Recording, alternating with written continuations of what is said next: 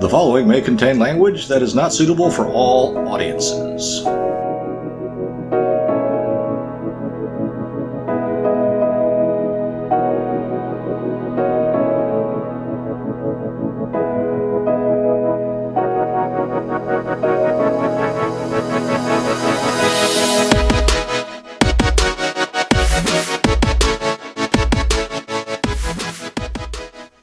It's time for the Low Fact Podcast.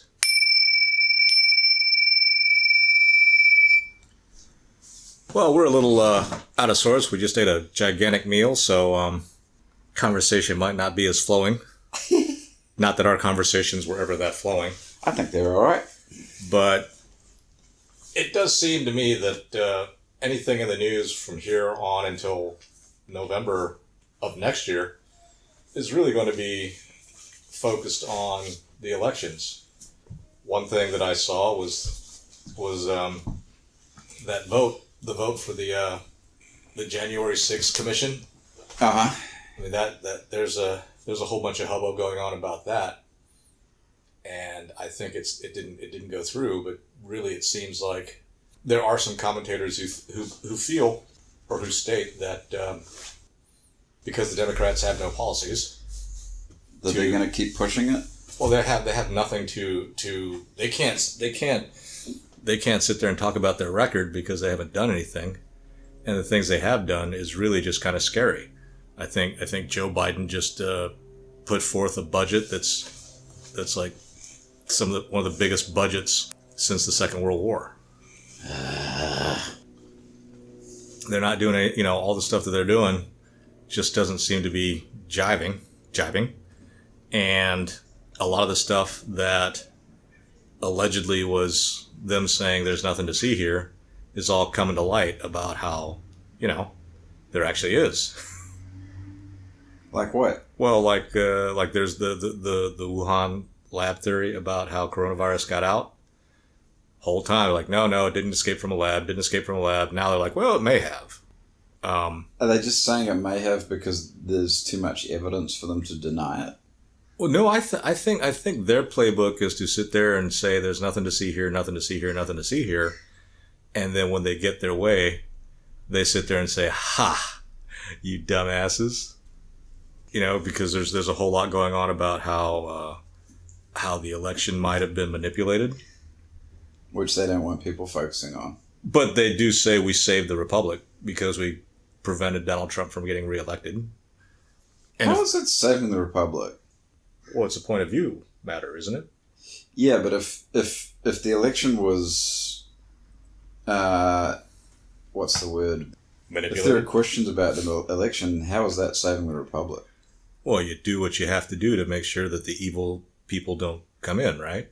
It's the whole question of the ends justifying the means, and the only people that really care about ends and means is not you.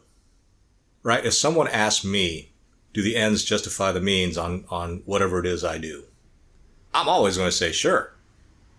But if I see someone else acting in a shady way, then I'd be like, well, do the ends justify the means? No.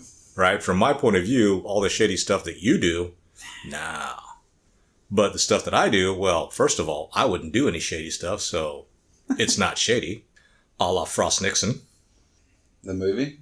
Well, no, the actual interview where, the president was like, if the president does something, that it's not illegal. Is that what he said? Oh, this part's from the movie, but yes. Yeah, I probably Nixon believes that. Well, we all do, right? We all believe that whatever we do, because we're coming from a place of whatever, none of us are evil in our own minds, then we can do no evil deeds. So you don't think people who are evil realize they're evil? I personally don't think that people are evil. Just their deeds? Well, we are capable of doing incredibly altruistic deeds, and we're capable of doing incredibly evil deeds. But we are not, we're a package. And, we can't, you can't take one part of yourself out and still be you. That's true. Are you just waiting for him to say more stuff to react to? Or? No, I'm just thinking about what the hell we were talking about before we talked about Frost Nixon. Oh, it doesn't matter. We're just talking. I'm trying to keep a train of thought here. Well, I also like to... My brain power is letting me down. I've also noticed that it's kind of funny how everything's kind of supposedly going to pot, but the message from the White House is everything is great, like with the illegal immigrant type thing. Mm-hmm. Still yet to go to the border. With a lot of things. I mean, and even on the education standpoint, the universities have really kind of gone down the tubes. Have they? Yeah. And this is not just because I just finished reading Heather McDonald's book. What's it called again? The Diversity Delusion. There you go, people. You read it and you thought it was okay. It was okay. It was okay in the middle, and at the end, it just kind of petered out.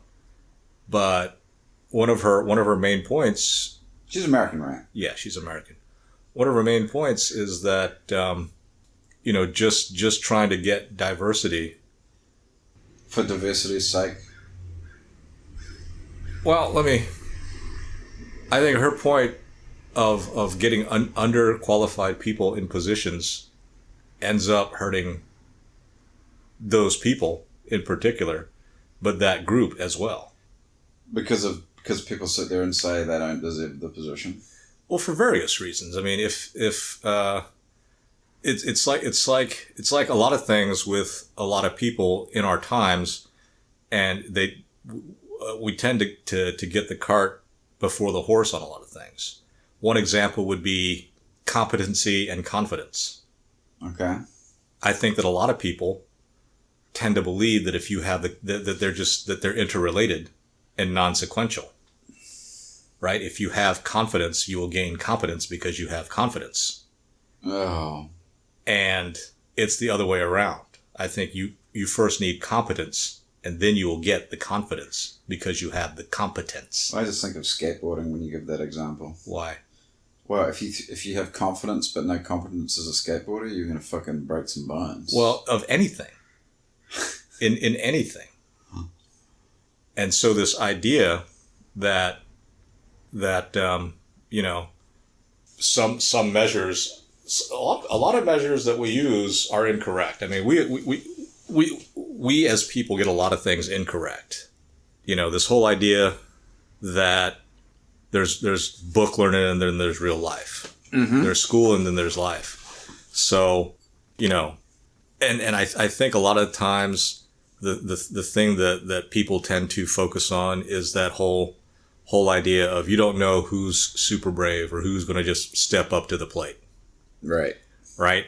And so you might discount somebody because your tools for evaluation were incorrect.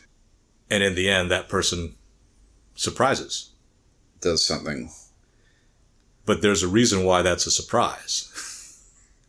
Because your tools are off? Yeah, it's not. It might be that your tools were off, but then again, it's not always. And an example from the book was on LSAT scores. Okay. So, if you use GPA and LSAT, or even SAT and GPA for high school to evaluate someone coming in, there's a whole lot of stuff given saying, oh, well, these tests are racist, because Black and Hispanic people don't score as high. Right. But, all you need to do is let them get in there, and then, they'll step up. I'm just like, well, not everybody's going to. The tools we have for evaluating might be incorrect, but LSAT scores and bar passage rates are actually pretty. I think they might be pretty correct. Right. Like the higher LSAT score you have, the chances of you passing the bar are also pretty high. Okay. Yeah. Now LSAT is just a general. Is it general knowledge? No, it's a particular test focused only on law schools. So you had to do LSATs to get into law school? Yes. Yeah, in New Zealand it's all based around, I don't know what it is now, but when I went in it was based on this bursary exam at high school. It's the last exam you take. Okay, so even then, is that kind of like the bac in France? I don't know. Okay. What is the bac? Oh, it's like the high school achievement test in France. I mean, Oh yeah, I mean it sounds similar. you have to pass it to get your high school diploma. Yeah, as I say, I don't know what it is now, but when I did it in New Zealand, it was bursary was like an average over, I think, 5 subjects. It was your 5 exams that you sat. Okay. So, yeah, I mean, I don't know how much news we can talk about. I suppose we will in the coming podcast, but I do think that the news cycles, the news is all going to be pegged at an overarching propagandistic view of the elections. I mean, you mean the election? But the elections they're 2 years away. The election is 1 year away. Well, a year and a half, Give or take, yes. and it's not even. I mean, it's a midterm election. It's not an election. We tell that to the congressmen and the senators that are up for re-election. Oh yeah. Why is it every 2 years? Why isn't it 4? Well, Congress is every 2 years. House of Reps is every 2 years. Why? I couldn't tell you. That just seems like such a short time frame. Again, I couldn't tell you. I'd have to get stuff done, even. Well, maybe that's the point. People like to sit there and think, oh, we need to get stuff done. Well, maybe that's the point. I mean, in a bureaucracy, I'm trying not to get off track. In our country as big as ours now, but even in a country when we started, it actually seemed very much like 13 separate countries. Mm-hmm. And, I don't know if it's because of my age or because I grew up here, but I am not a big fan of strong centralized government. Strong centralized government does not help most individuals. No, I scratch that. Strong centralized government is not healthy for the individual. Okay. Most people will do just fine in strong centralized government. And when I say just fine, they'll be able to work, eat, procreate, whatever. Their life might not be as great as I think it could be. Mm-hmm. But but the thing that I really dislike about strong centralized government is you also will have a very small cadre of people who have all the power. And I'm really not down with that. I'm not down with people telling me what to do about anything.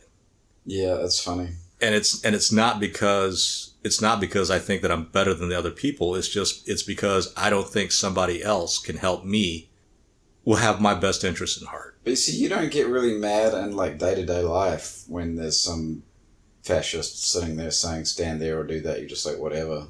I get mad about that individual telling me what to do, and I don't even think about the fucking centralized government. Well, because at that point, is like controlling my life. Well, at that point, when someone's trying to tell you what to do, I know that I am the king of my own domain, and so you can't tell me what to do. Right. Okay. So you don't get mad at that person, though? The individual that's sitting there trying to be petty or whatever? I have to admit, it depends on the day and how I'm feeling. But generally, I try not to. Don't get me wrong. I'm a person just like anybody else. I get super annoyed at stuff. I get really mad at stuff. Oh, man, I got mad at some woman at Home Depot today that was telling me that the line was over there when there was no line. And I'm like, everyone was fine. The line was working fine. There was 3 people in line. And she's like, no, you got to line up over there. And I'm like, you're an idiot. What a fucking idiot. Well, and also because I live my life a certain way and I encourage others. I think that things would be much better if people voted with their feet more. But people don't do that. You mean like backing up, like their shopping, like what they buy, where they shop? Exactly. Yeah. Well, it would be good. I don't think you need a bunch of people sitting there protesting or demonstrating stuff.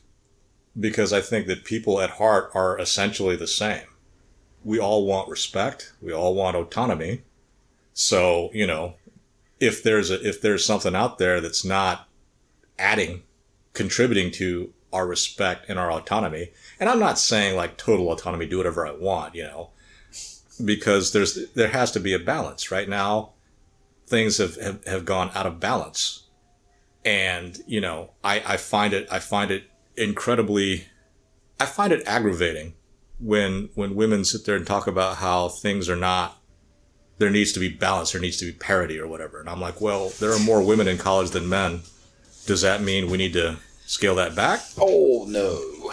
But You want balance. I mean, if you want 50-50, right? Because women are 50% of the population, they should have 50% of whatever. They're not talking about they want 50% of the mining jobs.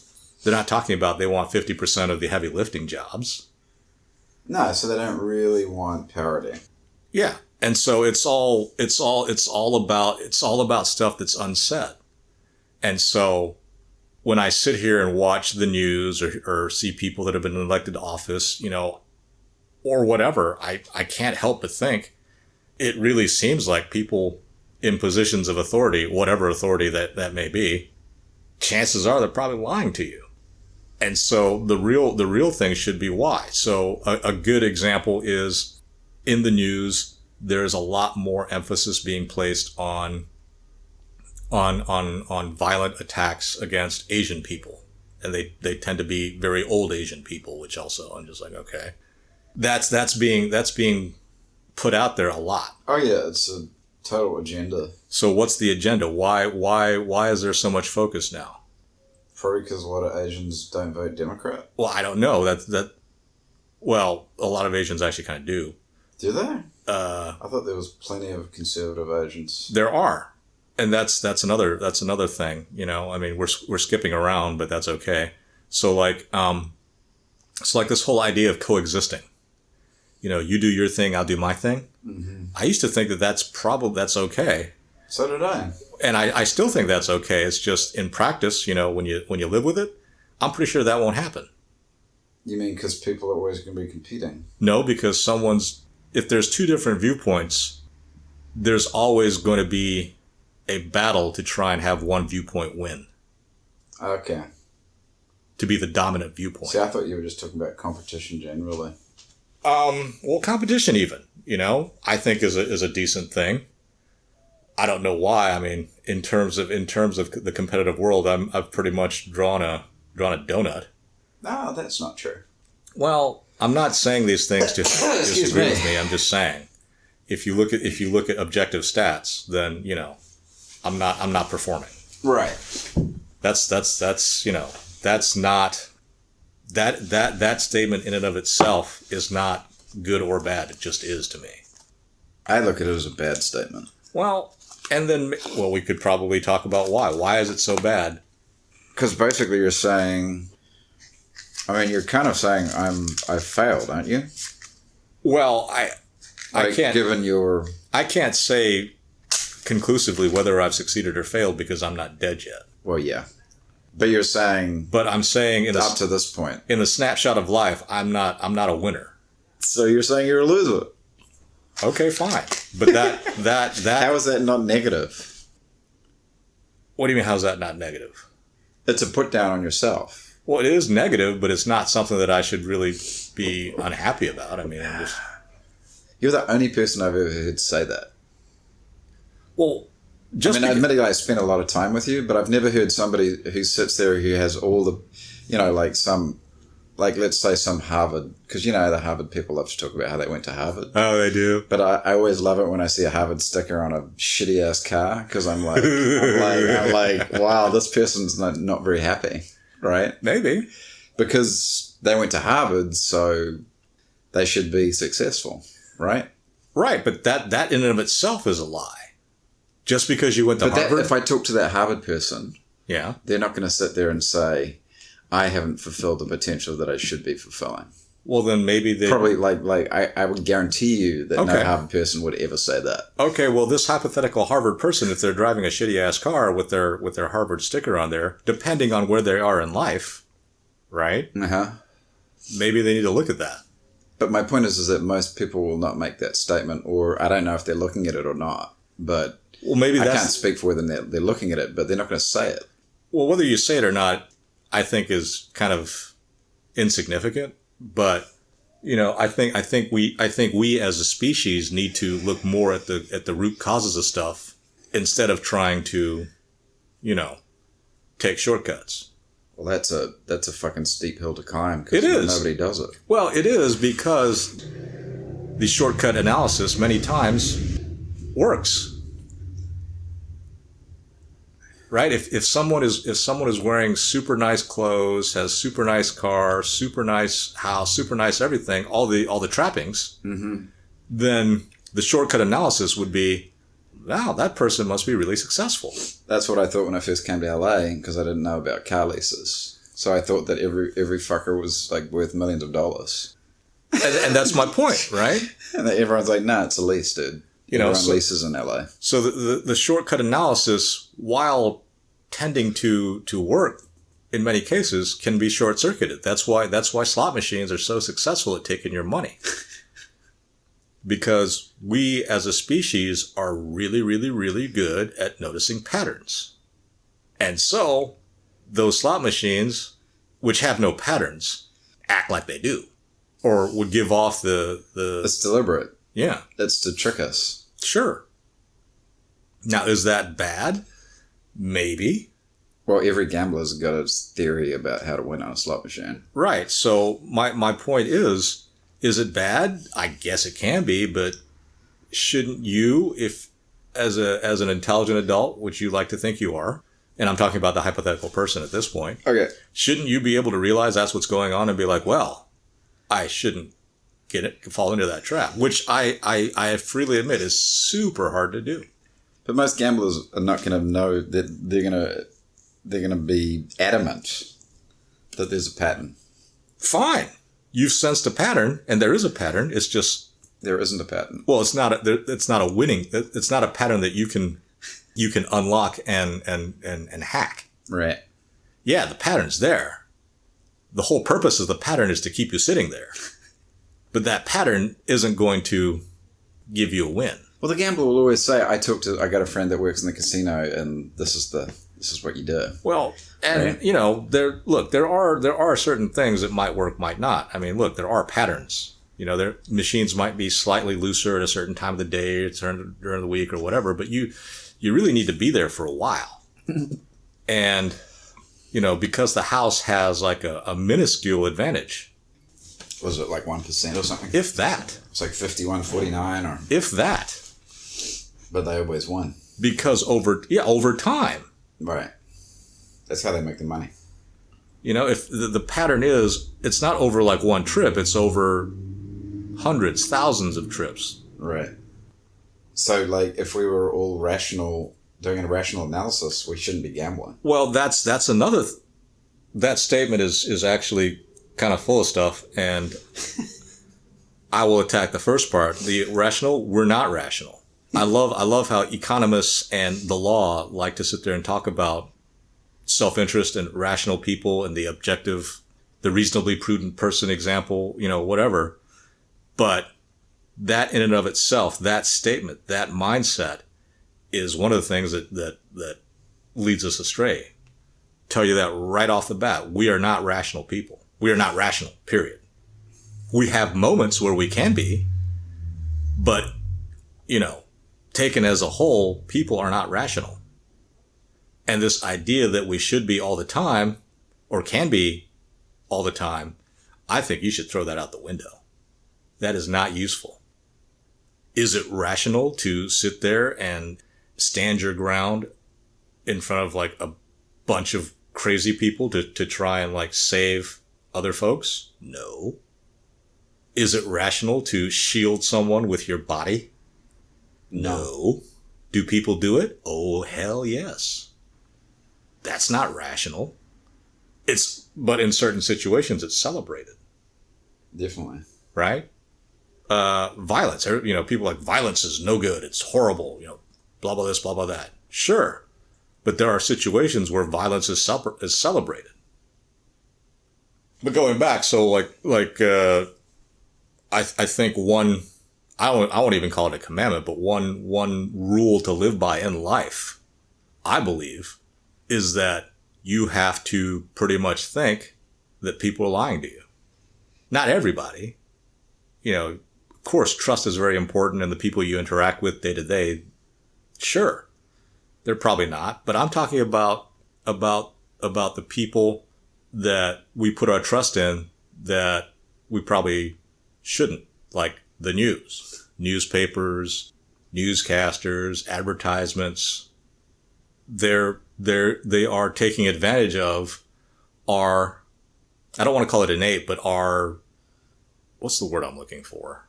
our proclivity to trust. Trust is good. Right. Right? Among individuals, you need to trust people. Yeah, otherwise you're not going to get along. Or you're not going to get ahead. Well, we're in a society. Right. There has to be, there has to be trust for society to keep going. So I'm not sitting here saying don't trust anybody, because if I were saying that, that would mean that I would have to be pretty much stuck out in the middle of the Oregon forest, trying to get by and not seeing or talking to anybody, living the life essentially of a panda.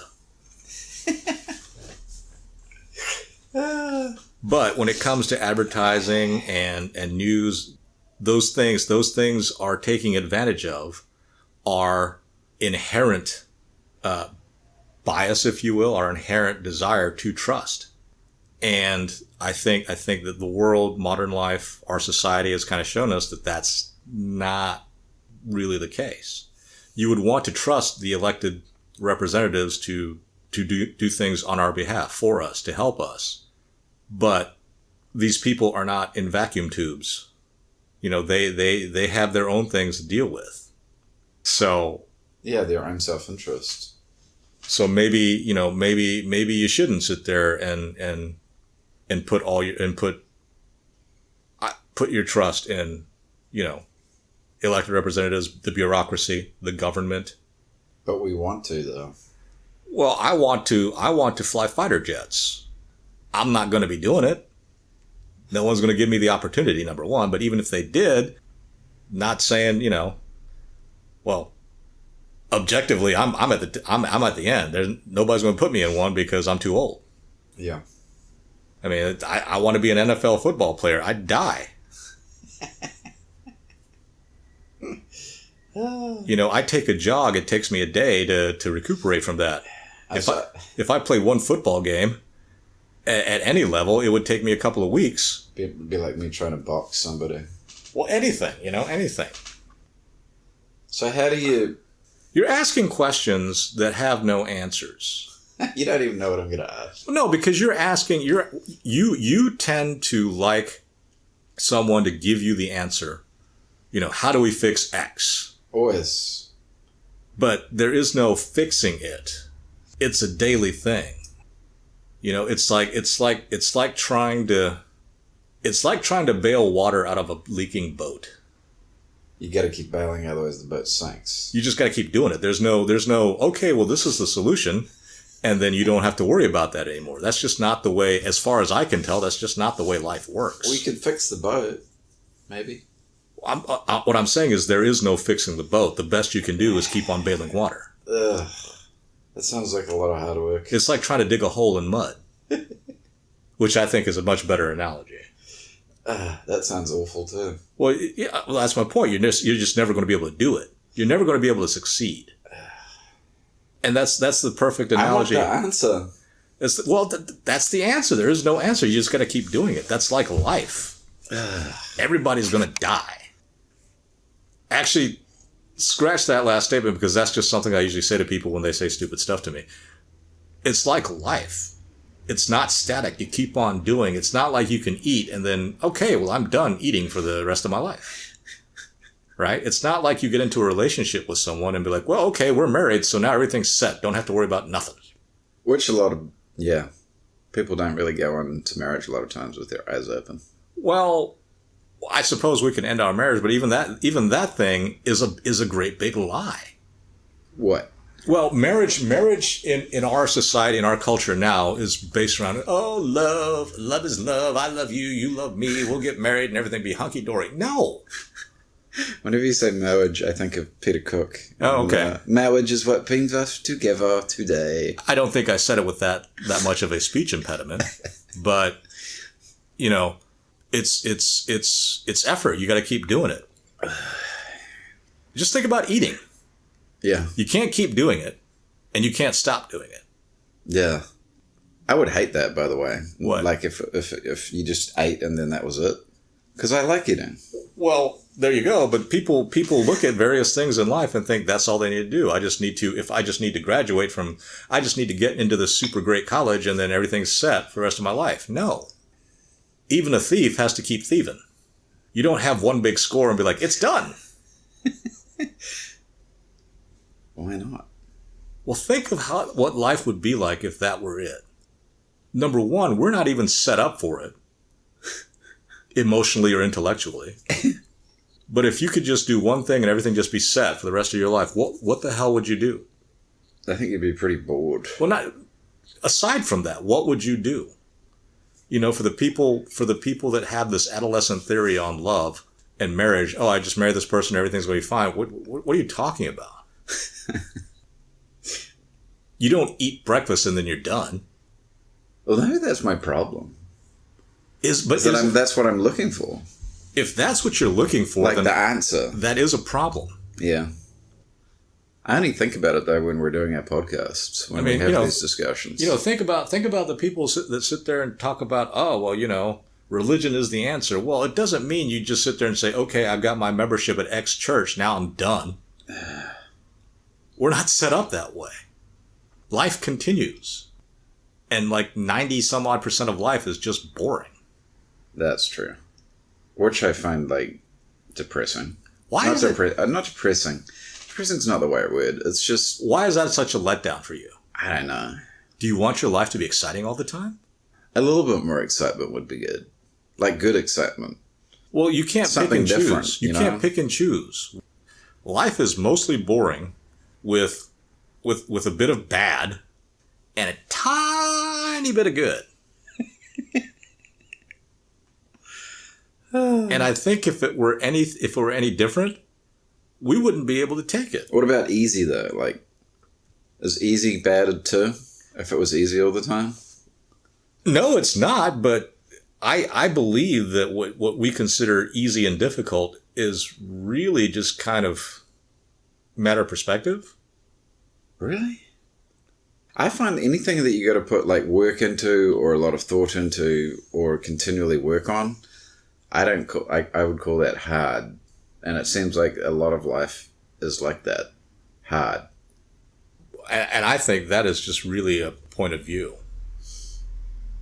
See, what I think of as hard is something with no solution.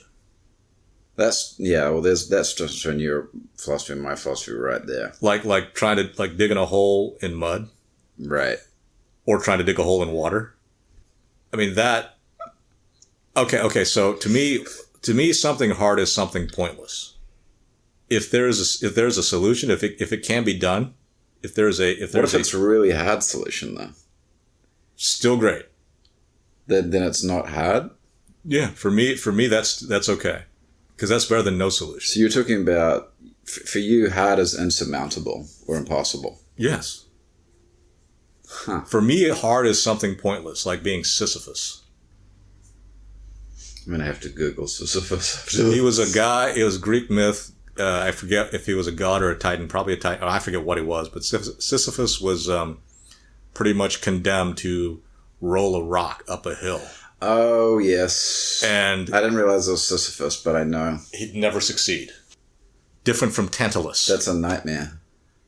That sounds like a nightmare. Yeah, I agree. Like that would be like having a dream that you're being buried alive, digging yourself out, and then being buried again. Okay. Never had that dream? No. But yeah, for me, something that is, if it's pointless, then I can't deal with it. Now, some people might sit there and say, well, life is pointless because you're going to die. And yes, that is the end of life, but I don't know when that's going to happen. So to me, living is not pointless. Yeah, I mean, that's... And there's so much to appreciate in life. For me, most of life really revolves around steak. So, yes. The enjoyment of a good steak. Oh my God, so good. That's not pointless. I feel sorry for people that don't eat steak. So I don't know where we were going, but I believe that we should get off the roundabout. Okay. For today. All right. We'll see you guys in a week.